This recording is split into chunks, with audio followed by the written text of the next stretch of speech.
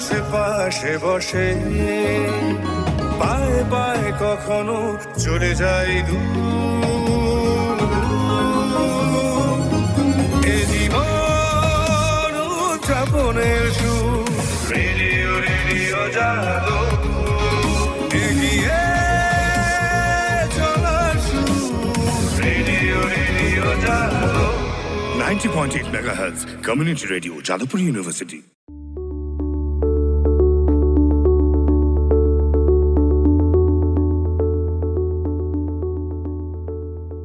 JU community radio 90.8 মেগাহার্টসে শুরু করছি স্বাস্থ্য বিষয়ক বিশেষ অনুষ্ঠান এসো ভালো থাকি। এসো ভালো থাকি এই অনুষ্ঠানের আজকের পর্বে আমরা আলোচনা করব প্রোস্টেট ক্যান্সার নিয়ে। এ বিষয়ে আলোচনা করার জন্য আমাদের সঙ্গে আজ স্টুডিওতে উপস্থিত আছেন doctor Sayak Roy, consultant urologist, Saroj Gupta cancer centre and research institute অর্থাৎ ঠাকুরপুকুর ক্যান্সার হসপিটাল।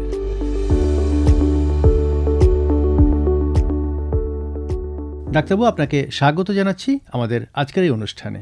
নমস্কার ডাক্তারবাবু, আমরা তো আলোচনা করব যে প্রস্টেট ক্যান্সার নিয়ে। তো একদম প্রথমেই জানতে চাইব যে প্রস্টেট কি, শরীরের কোন অংশকে আমরা প্রস্টেট বলছি?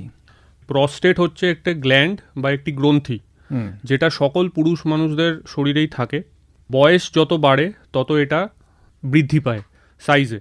তো প্রস্টেট গ্রন্থিটার অবস্থানটা কোথায় সেটা আমাদেরকে জানতে হবে। আমাদের দুদিকে দুটো কিডনি থাকে। কিডনিতে আমাদের শরীরের ইউরিন বা প্রস্রাব তৈরি হয়।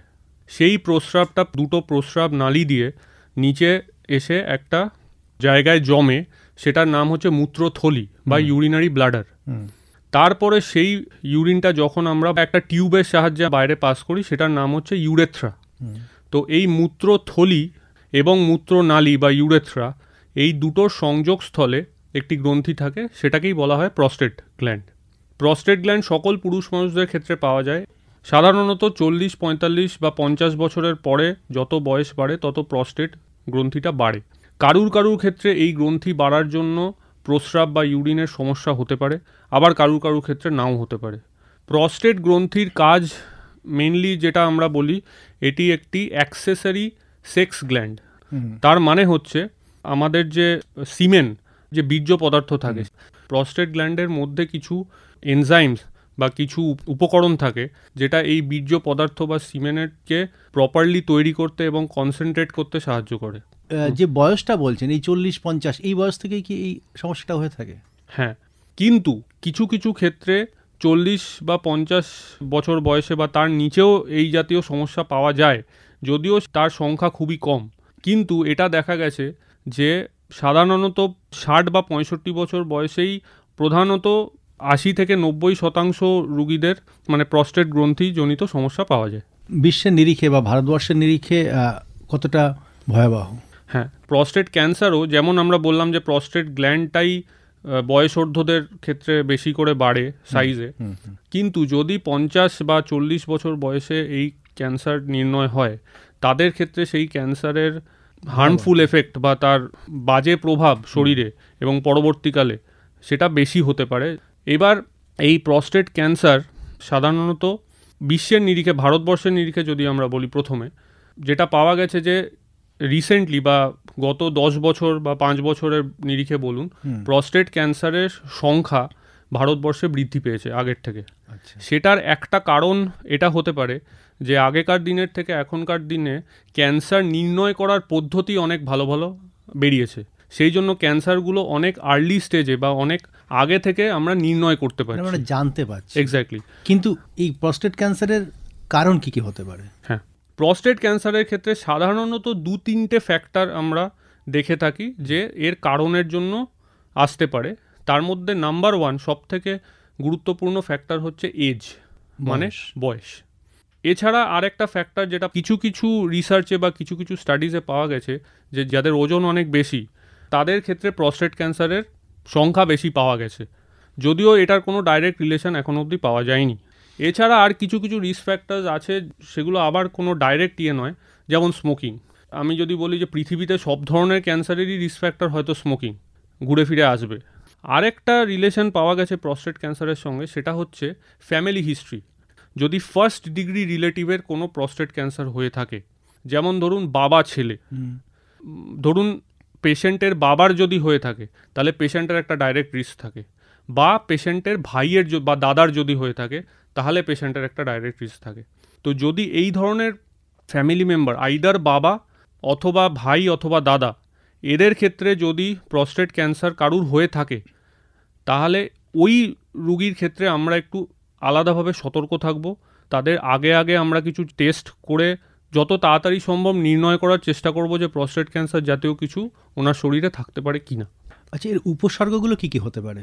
প্রস্টেট ক্যান্সারের আলাদা করে উপসর্গ বলার আগে প্রথমে আমাদের বলে নেওয়া দরকার যে এই যে প্রস্টেট গ্ল্যান্ড বয়সকালে বৃদ্ধি পায় তার কিছু উপসর্গ আছে, সকল রুগীদের ক্ষেত্রেই হতে পারে।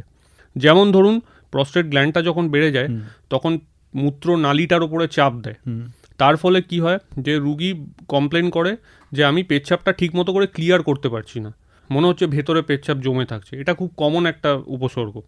এছাড়া আর কি হতে পারে, খুব ঘন ঘন প্রস্রাব পাওয়া, মানে হচ্ছে যে একবার আমি প্রস্রাব করলাম কিন্তু তার 5-10 মিনিট পরেই আমার মনে হচ্ছে যে আবার আমি প্রস্রাব করতে যাব, কিন্তু যখন যাচ্ছি তখন ভালো করে হচ্ছে না। এই একটা কনস্ট্যান্ট একটা আমার মাথায় ঘুরে যাচ্ছে যে আমি প্রস্রাবটা বারে বারে করতে হবে আমাকে, কিন্তু হচ্ছে না। এছাড়া আর কি হতে পারে, পেচ্ছাপ অজান্তে লিক করে যাওয়া, এটাও অনেকে কমপ্লেন করে যে রাত্রিবেলা ঘুমের মধ্যে হয়তো বিছানায় একটু লিক করে গেল, এটা একটা কমন হতে পারে।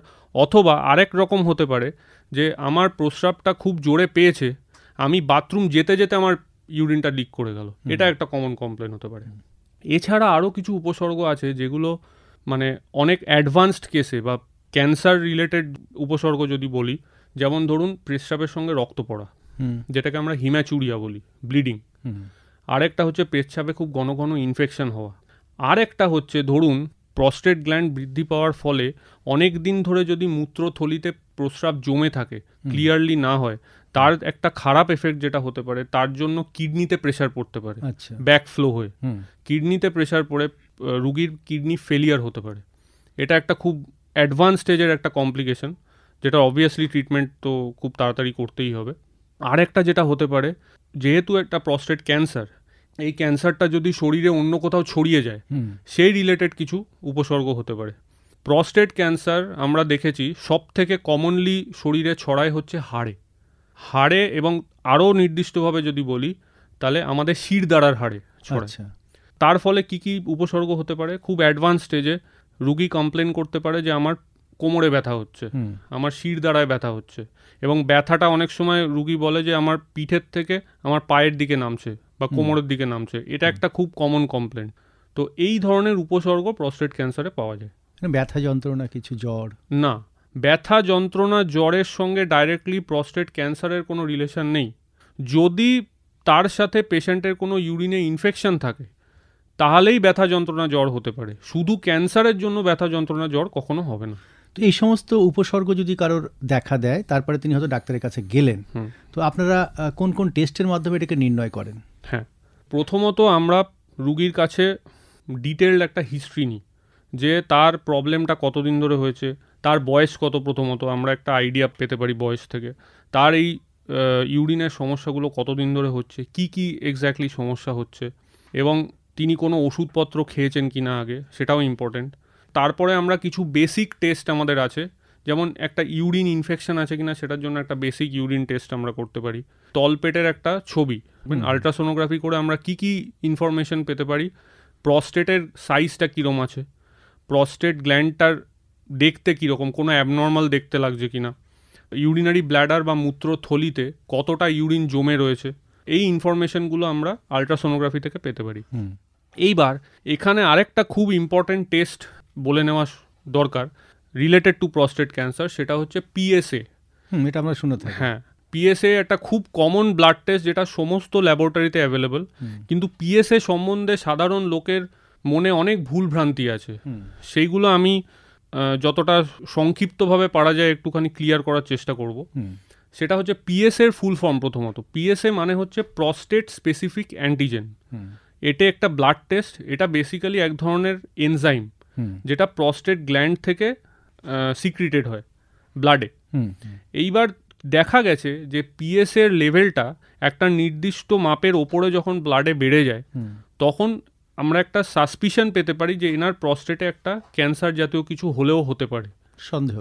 কিন্তু এখানে এটাও বলে নিই যে পিএস এর নর্মাল ভ্যালু হচ্ছে 1 to 4 ন্যানোগ্রাম পার মিলিলিটার, একটা আমরা ইউনিট ধরি। এবার কারুর যদি ধরুন 4 এর বেশি হলো, তাহলে আমরা সাসপেক্ট করলাম যে এনার একটা ক্যান্সার হলেও হতে পারে। বাট একটা ভ্যালু যদি 4 এর বেশি হয়, তাহলে আমরা কিন্তু নির্দিষ্টভাবে কখনোই বলতে পারি না যে তার ক্যান্সার রয়েছে। তার জন্য আমাদের আরও কিছু কন্ডিশনকে দেখে নিতে হবে যে এই প্রবলেমগুলো রয়েছে কিনা।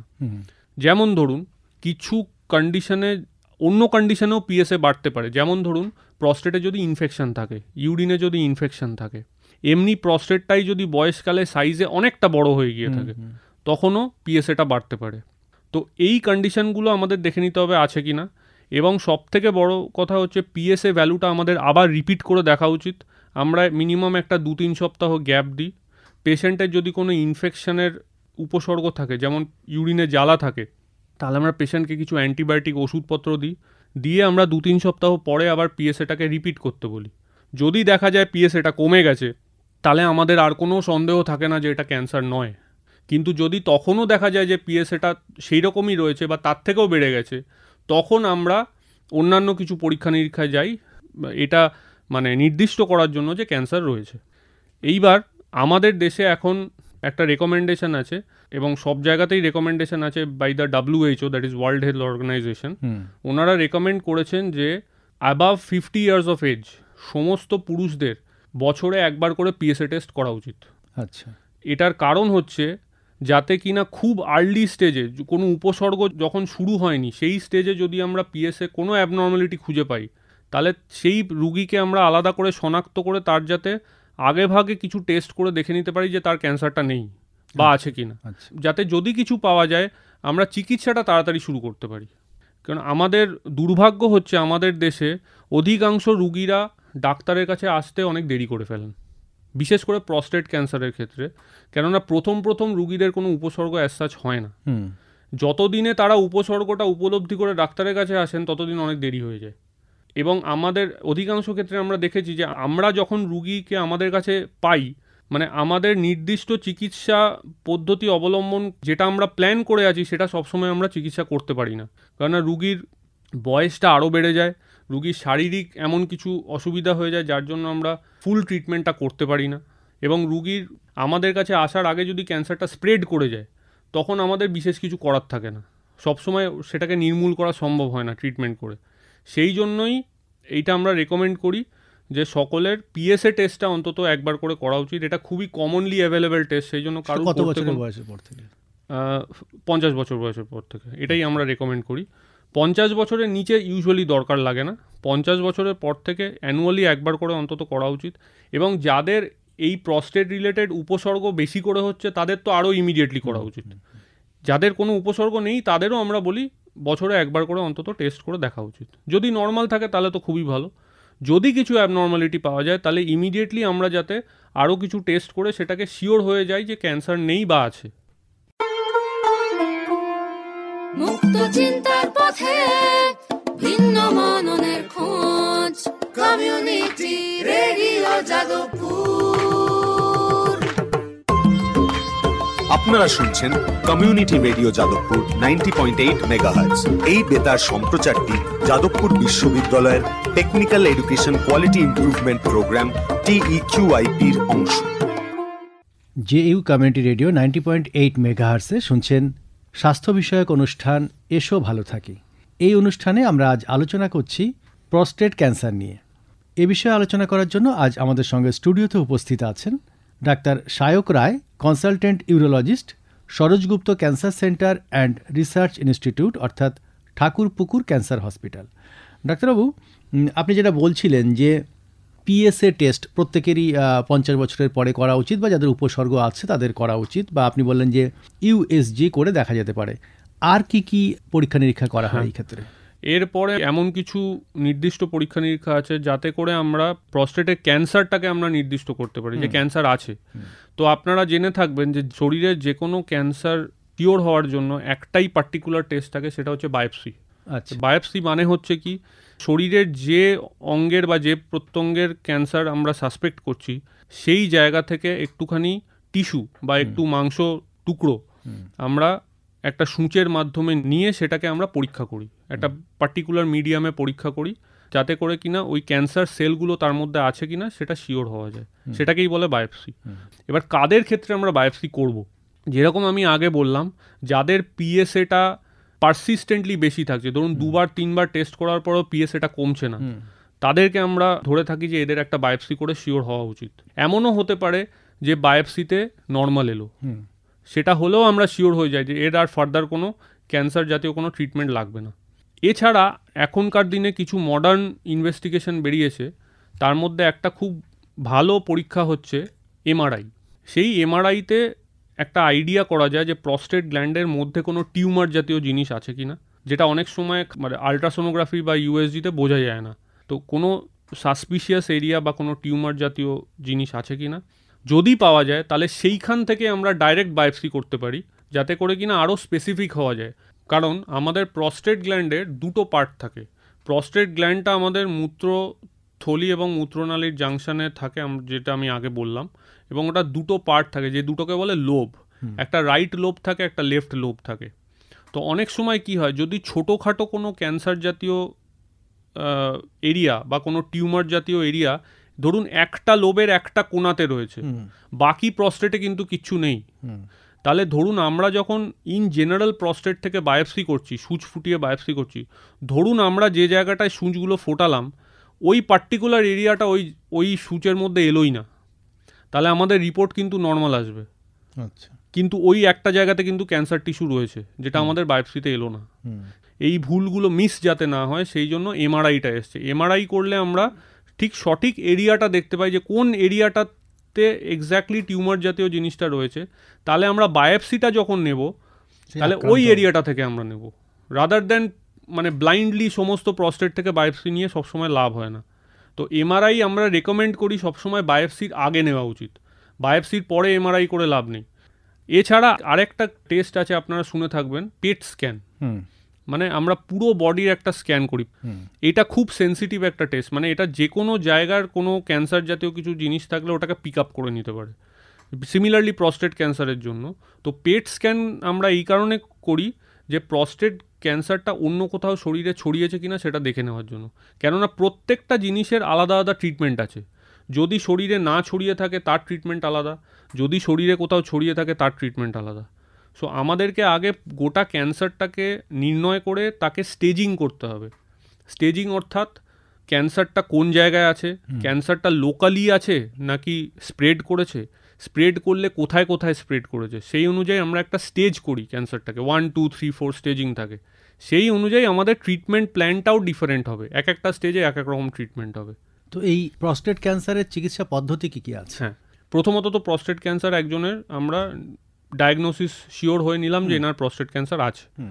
এবার বিভিন্ন টেস্টের মাধ্যমে আমরা দেখলাম যে প্রস্টেট ক্যান্সারটা প্রস্টেট গ্ল্যান্ডের মধ্যেই একটা জায়গাতে রয়েছে, অন্য কোথাও ছড়ায়নি। তার দুরকম চিকিৎসা থাকে, একটা হচ্ছে রেডিয়েশন, মানে ঠিক ওই জায়গাটাতে আমরা রেডিওথেরাপি দিয়ে ক্যান্সার সেলগুলোকে মারলাম, এটা এক ধরনের চিকিৎসা। আরেক ধরনের চিকিৎসা হচ্ছে সার্জিক্যাল ট্রিটমেন্ট আছে। সার্জিক্যাল ট্রিটমেন্ট মানে কি, পুরো প্রস্টেট গ্ল্যান্ডটাকে আমরা অপারেশন করে বাদ দিয়ে দিলাম, একদম টিউমার সমেত পুরো গ্ল্যান্ডটা বাদ চলে গেল, তাতে ওনার পুরো ক্যান্সার যেটুকু ছিল সেটুকু শরীর থেকে নির্মূল হয়ে গেল। কিন্তু এই দুটো ধরনের চিকিৎসারই কিছু প্রোজ অ্যান্ড কনস আছে, কিছু ভালো দিক আছে, কিছু খারাপ দিক আছে। রেডিয়েশন কাদের ক্ষেত্রে আমরা রেকমেন্ড করি, রেডিয়েশন মানে একটা ছোট টিউমারের জন্য রেডিয়েশন আমরা তাদের ক্ষেত্রেই রেকমেন্ড করি যারা ধরুন বয়সটা একটু বেশি বেড়ে গেছে, যারা সার্জিক্যালি ফিট নয়, মানে পেশেন্টের জেনারেল কন্ডিশন দেখে আমাদের মনে হচ্ছে যে ওরা একটা বড় অপারেশনের ধকল ওনারা নিতে পারবেন না, তখন আমরা তাদেরকে রেডিয়েশনের দিকে যেতে বলি। কিন্তু রেডিয়েশনের কমপ্লিকেশন কি হতে পারে, রেডিয়েশনে অনেক সময় পুরো জিনিসটা নির্মূল একবারে নাও হতে পারে, অনেকবার রেডিয়েশন নিতে হতে পারে, মাল্টিপল সিটিং লাগতে পারে, এবং শরীরে রেডিয়েশন দিলে তারও একটা কমপ্লিকেশন হতে পারে, তারও একটা ধকল হতে পারে, সেটা আমাদের মাথায় রাখতে হবে। সার্জিক্যাল ট্রিটমেন্ট আমরা কাদের ক্ষেত্রে বলি, যারা পেশেন্ট আদারওয়াইজ ফিট, তার শরীর স্বাস্থ্য ভালো, তার বয়স অতটা বেশি নয়, ধরুন এই 60 থেকে 70-এর মধ্যে বয়স আছে, তার কোনো কোনো মেডিকেল প্রবলেম নেই, যেমন ধরুন ডায়াবেটিস নেই, প্রেশার নেই, হার্টের প্রবলেম নেই, যাতে করে কিনা অপারেশনের দিক থেকে কোনো ঝামেলা হতে পারে। কেননা অবভিয়াসলি এই যে অপারেশনটার কথা আমি বললাম, যে পুরো প্রস্টেটটা কেটে বাদ দিয়ে দেওয়া, এটা একটা বড় অপারেশন, একটা মেজর সার্জারি। তো এটা পুরো অজ্ঞান করে করতে হয়। তো পেশেন্টকে মেডিকেলি ফিট হতে হবে সেই অপারেশনটা নেওয়ার জন্য। এবং এই অপারেশনটা একটা এটা লেন্দি অপারেশন, 4-5 ঘন্টার একটা সার্জারি হয়, ঠিক আছে? তো এখনকার দিনে আপনারা শুনে থাকবেন হয়তো, সেটা হচ্ছে যে রোবোটিক সার্জারি। ভারতবর্ষে অনেক জায়গায়, বিশ্বের অনেক জায়গাতে রোবোটিক সার্জারি চালু হয়েছে। রোবোটিক সার্জারির প্রথম যে ক্যান্সারের জন্য রোবোটিক সার্জারি শুরু হয়েছিল সেটা হচ্ছে প্রস্টেট ক্যান্সার। আচ্ছা, সেটা হচ্ছে এই অপারেশনটার জন্য, যে টোটাল প্রস্টেটটাকে কেটে বাদ দিয়ে দেওয়া। রোবটের অ্যাডভান্টেজটা হচ্ছে আমরা নর্মাল যে কেটে অপারেশন করি, ওপেন সার্জারি, তার যে কমপ্লিকেশনসগুলো হয়, যেমন ধরুন পেশেন্টের একটা বড় স্কার রইল, পেশেন্টকে অনেক বেশি দিন হসপিটালে ভর্তি থাকতে হলো, এই জিনিসগুলো রোবোটিক সার্জারিতে কম। মানে পেশেন্টের হসপিটাল স্টেটা কমে যায়, পেশেন্টের সেলাইয়ে ব্যথা কম হয়, কারণ ছোট ছোট সেলাই করে রোবটের মাধ্যমে অপারেশন করা হয়, যেমন ল্যাপারোস্কোপি হয় সেরম টাইপের। এবং রোবটের মাধ্যমে অপারেশনটার ব্লাড লসটা কম হয়, পেশেন্টের ব্লিডিং কম হয়, যেটা ওপেন সার্জারিতে বেশি হতে পারে। কিন্তু এই অপারেশনেরও দুটো মেইন কমপ্লিকেশন আছে। আমরা যখন প্রস্টেট গ্ল্যান্ডটাকে পুরো কেটে বাদ দিচ্ছি, তার সাথে সাথে তার সঙ্গে কিছু নার্ভস থাকে। আমাদের ইউরিনারি ব্ল্যাডার অ্যান্ড প্রস্টেটের সাইড দিয়ে অনেক নার্ভস যায়, যেগুলো আলটিমেটলি আমাদের যেখান দিয়ে আমরা ইউরিনটা বার করি, যেটা ইউরেথ্রা বলে, এবং পুরুষদের যে পুরুষাঙ্গ বা যেটাকে পেনিস বলে, সেইখানে কিছু কিছু নার্ভস যায় যেগুলো ওর সঙ্গে সঙ্গে রিলেটেড থাকে। এই অপারেশনের সময় সেই নার্ভগুলো কেটে যাওয়ার একটা সম্ভাবনা থাকে। তার ফলে পরবর্তীকালে দুটো মেইন কমপ্লিকেশন হতে পারে। একটা হচ্ছে ইউরিন হোল্ড করতে না পারার কমপ্লিকেশন। অনেক রুগী এই অপারেশনের পরে কমপ্লেন করেন যে আমার ইউরিনটা পেলে আমি একদমই ধরে রাখতে পারছি না, ইউরিনটা লিক করে যাচ্ছে। তার জন্য কিছু এক্সারসাইজ আমরা অপারেশনের পরে অ্যাডভাইস করি, যেটাকে বলে পেলভিক এক্সারসাইজ। মানে আমরা হাঁটুটাকে ভাঁজ করে পেশেন্টকে নিঃশ্বাস হোল্ড করে, মানে পেলভিক ফ্লোরের যে মাসেলগুলো আছে সেই মাসেলগুলোকে স্ট্রং করার এক্সারসাইজ। তাতে করে কি হয়, যেটুকু আমাদের ডেফিসিয়েন্সি হয়েছে ওই নার্ভগুলো কেটে গিয়ে, সেটাকে মেক আপ করার জন্য পেশেন্ট যাতে ইউরিনটাকে হোল্ড করতে পারে। যদিও কিছু কিছু ক্ষেত্রে দেখা গেছে যে এই এক্সারসাইজ করেও পুরোপুরি পেশেন্ট রিকভার করতে পারে না, তার ইউরিন লিকেজটা কন্টিনিউ থাকে।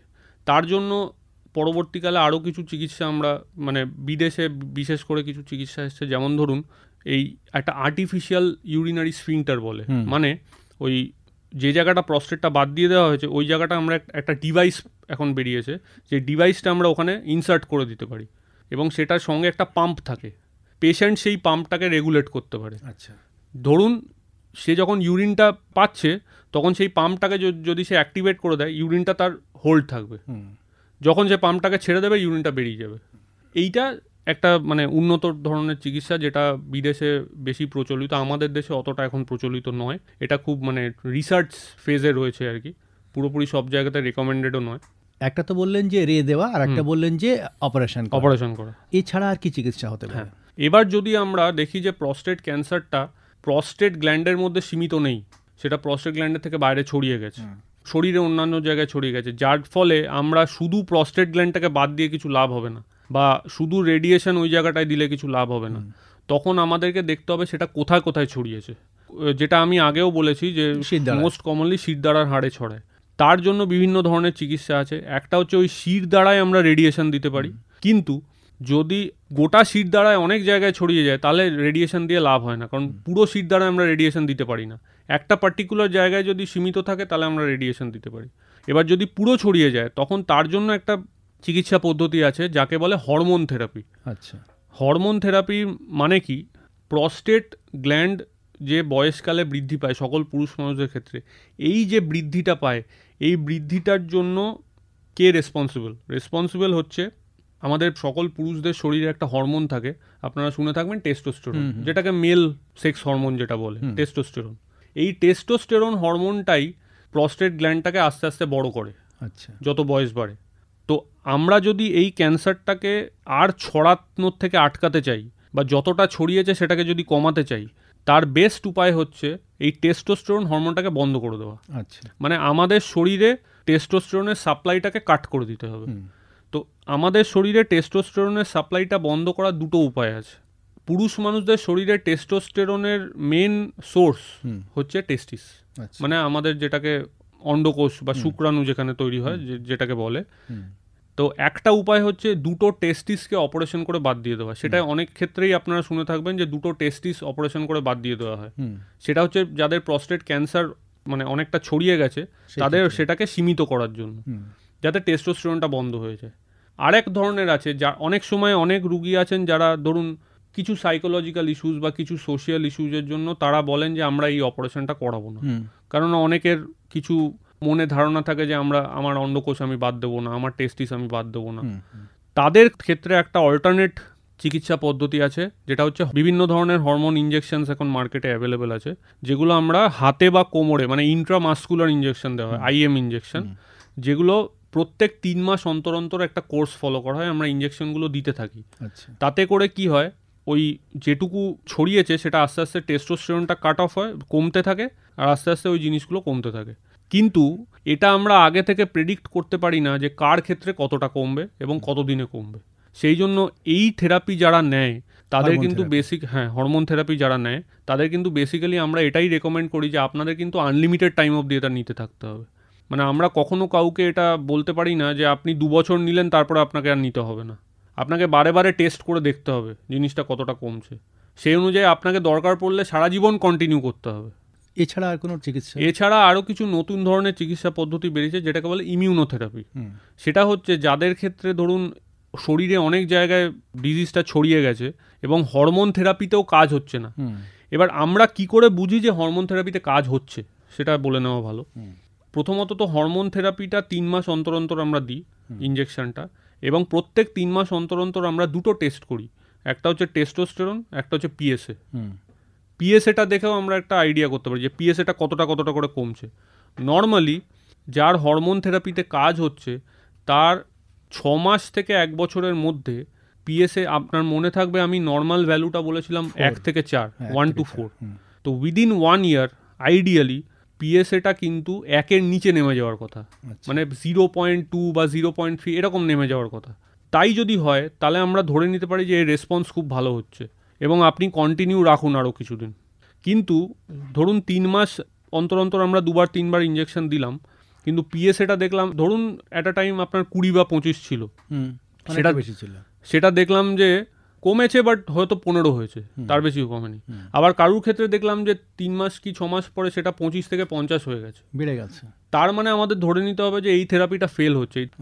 তখন কিছু কিছু নতুন ধরনের ওষুধ আছে, যেটা কিছু ওরাল মেডিকেশন আছে, কিছু ইঞ্জেকশন আছে যেগুলোকে বলে ইমিউনোথেরাপি, সেগুলো দিয়ে আমরা এটাকে কমানোর চেষ্টা করতে পারি। তাহলে এগুলোই আমাদের চিকিৎসা পদ্ধতি। তো এটা কি খুব দ্রুত ছড়িয়ে যেতে পারে শরীরে? হ্যাঁ, বা বাড়তে পারে খুব দ্রুত? এই বিষয়ে একটা কথা বলে নেওয়া খুব দরকার, যে লোকজনের মনে একটা ধারণা থাকে যে যে কোনো ক্যান্সার যদি শরীরে হয়, ক্যান্সার মানেই মৃত্যু, এবং ক্যান্সার মানেই মানে আমি আর কয়েক ঘন্টা বা কয়েক দিনের বেশি বাঁচবো না, এরকম একটা ধারণা থাকে। কিছু কিছু ক্যান্সার নিশ্চয়ই আছে যেগুলো খুব তাড়াতাড়ি ছড়ায়, খুব অ্যাগ্রেসিভলি ছড়ায়, কিন্তু প্রস্টেট ক্যান্সার এমন এক ধরনের ক্যান্সার যেটা এই ক্ষেত্রে একটা এক্সেপশন, যে প্রস্টেট ক্যান্সার খুব ধীর গতিতে বাড়ে। মানে ধরুন আজকে যদি ক্যান্সারটা নির্ণয় হয় খুব আর্লি স্টেজে, এই আর্লি স্টেজ থেকে অ্যাডভান্স স্টেজ যেতে মিনিমাম 2 থেকে 3 বছর লাগবে, যেটা অন্যান্য ক্যান্সারের ক্ষেত্রে হয় না। অন্যান্য ক্যান্সার কয়েক মাসের মধ্যে অনেকটা স্প্রেড করে যেতে পারে, কিন্তু প্রস্টেট ক্যান্সার সেটা হয় না। সেই কারণেই প্রস্টেট ক্যান্সারের চিকিৎসা পদ্ধতির মধ্যে একটা পার্টিকুলার আছে যেটাকে আমরা বলি ওয়াচফুল ওয়েটিং। ওয়াচফুল ওয়েটিং মানে হচ্ছে কোনো বয়স্ক রুগী, তার ক্ষেত্রে খুব ছোট একটা টিউমার ধরা পড়েছে, যে প্রস্টেটের মধ্যিখানে একটা পার্টিকুলার জায়গায় ধরুন এমআরআইতে বা কিছুতে ধরা পড়েছে খুব ছোট একটা টিউমার আছে, এবং পিএসএটা ধরুন এই 4 থেকে ধরুন 10 কি 15 হয়েছে, তার বেশি বাড়ছে না, এবং রুগীর ক্ষেত্রে রেডিয়েশন থেরাপি বা সার্জিক্যাল থেরাপি কোনো রকম থেরাপি নেওয়া সম্ভব নয়। রুগী খুব মানে ধরুন তার বয়সটা বেশি হয়ে গেছে, তার ক্ষেত্রে আমরা বলি যেহেতু এটা খুব দ্রুত ছড়ায় না, আমরা কোনো রকম ট্রিটমেন্টই দিই না, আমরা জাস্ট তাকে চেক আপে রাখি। আচ্ছা, যে আমরা 3 মাস অন্তর অন্তর আপনাকে চেক আপ করবো, যদি এরকমই থাকে আপনাকে আর কোনো ট্রিটমেন্ট নেওয়ার দরকার নেই। এরকমভাবে চলতে পারে প্রস্টেট ক্যান্সারের ক্ষেত্রে। তাহলে প্রস্টেট ক্যান্সার খুব দ্রুত ছড়ায় না। আচ্ছা, এই প্রস্টেট ক্যান্সার জীবনহানির ক্ষেত্রে কতটা আশঙ্কাজনক? হ্যাঁ, যেটা আমি আগেও বলেছি, প্রস্টেট ক্যান্সার আমরা যদি এমন স্টেজে রুগীকে পাই যে যার ধরুন হাড়ে অনেকটা ছড়িয়ে গেছে, যার শরীরে অন্য জায়গাতে ধরুন লিভারে বা লাংসে কোনো একটা জায়গায় প্রস্টেট ক্যান্সার ছড়িয়ে গেছে, তাহলে আমাদেরকে বুঝতে হবে যে এটার স্টেজটা খুব হাই স্টেজ হয়ে গেছে, খুব অ্যাডভান্স স্টেজ হয়ে গেছে। তখন আমরা বলি যে মানে 6 মাস থেকে 1 বছরের বেশি হয়তো তার আয়ু আর নেই। কিন্তু সকলের ক্ষেত্রে সেটা প্রযোজ্য নয়। মানে জীবনহানির আশঙ্কা প্রস্টেট ক্যান্সারে যদি খুব আর্লি স্টেজে ডায়াগনোসড হয়, তাহলে 80 to 90% এখনকার চিকিৎসা পদ্ধতিতে ইট ইজ কিউরেবল, সম্পূর্ণ নির্মূল করা সম্ভব, এবং জীবনহানির আশঙ্কা সেরকম হয় না প্রস্টেট ক্যান্সার। প্রস্টেট ক্যান্সার সম্পূর্ণ নির্মূল করা সম্ভব, হ্যাঁ, যদি এটা খুব আর্লি স্টেজে নির্ণয় করা যায়। চিকিৎসার পরে ফিরে আসতে পারে বা রোগীর অন্য কোনো সমস্যা হতে পারে। চিকিৎসার পরে ফিরে আসতে পারে বলতে যেটাকে আমরা ট্রিটমেন্ট ফেলিয়ার বলি, সেটা হচ্ছে ধরুন রেডিয়েশন থেরাপি আমরা দিয়েছি বা সার্জিক্যাল ট্রিটমেন্ট করেছি, তারপরও আমরা ধরুন বছরখানেক পরে দেখলাম যে ব্লাড টেস্ট করে দেখলাম যে পিএসএটা আবার বাড়ছে, তখন আমাদেরকে সারা বডিতে আবার স্ক্যান করে দেখতে হয় যে অন্য কোথাও কোনো ক্যান্সার জীবাণু কিছু রয়ে গেছে কি না। যদি আর্লি স্টেজে ফুল ট্রিটমেন্ট হয়ে যায়, ফিরে আসার চান্স খুব কম, খুব রেয়ার, কিন্তু মানে 5 to 10% চান্স থাকে ফিরে আসার। সেই জন্য আমরা ট্রিটমেন্ট কমপ্লিট হলে পরেও আমরা পেশেন্টকে চেক আপে রাখি এবং আমরা একটা নির্দিষ্ট প্রোটোকল ফলো করি যে আপনারা 3 মাস থেকে 6 মাস অন্তর অন্তর আমাদের কাছে আসবেন, আমরা কিছু বেসিক টেস্ট করে একবার চেক আপ করে নেবো। সেটা সমস্ত ক্যান্সারের ক্ষেত্রেই প্রযোজ্য এবং সিমিলারলি প্রস্টেট ক্যান্সারের ক্ষেত্রেও প্রযোজ্য। যেটা আমি আগে বললাম যে সকল 50 পুরুষদের ক্ষেত্রে এখন রেকমেন্ড করা আছে যে বছরে একবার করে আপনারা পিএসএ টেস্ট করুন। আমাদের ব্রহ্মাস্ত্র হচ্ছে ওটাই, ওই পিএসএটা দিয়েই আমরা আর্লি স্টেজে একটা আইডিয়া পেতে পারি যে এনার প্রস্টেট ক্যান্সারের কোনো সম্ভাবনা আছে কি নেই। এছাড়া আর কোনো উপায় নেই। সচেতন থাকতে হবে। এক্স্যাক্টলি, সচেতন থাকতে হবে, টেস্টটা করতে হবে টাইমে টাইমে, এবং কিছু যদি উপসর্গ আপনারা লক্ষ্য করেন তাহলে অনতিবিলম্বে ডাক্তারের কাছে আসতে হবে। এসো ভালো থাকি এই অনুষ্ঠানে আজকের পর্বে আমরা আলোচনা করছিলাম প্রস্টেট ক্যান্সার। প্রস্টেট ক্যান্সার নিয়ে এতক্ষণ আমাদের সঙ্গে আলোচনায় ছিলেন ডাক্তার Sayak Roy, consultant urologist, Saroj Gupta cancer centre and research institute অর্থাৎ ঠাকুরপুকুর ক্যান্সার হসপিটাল। ডাক্তারবাবু, আপনাকে অনেক অনেক ধন্যবাদ। নমস্কার। জেইউ কমিউনিটি রেডিও 90.8 মেগাহার্টজে শুনতে থাকুন আপনার প্রিয় অনুষ্ঠান। দূরে সে পাশে বসে পায়ে পায়ে কখনো চলে যায় দূর, এ জীবন উদযাপনের সুর, রেডিও রেডিও যাদবপুর, এগিয়ে চলার সুর, radio radio Jadavpur 90.8 megahertz community radio Jadavpur university.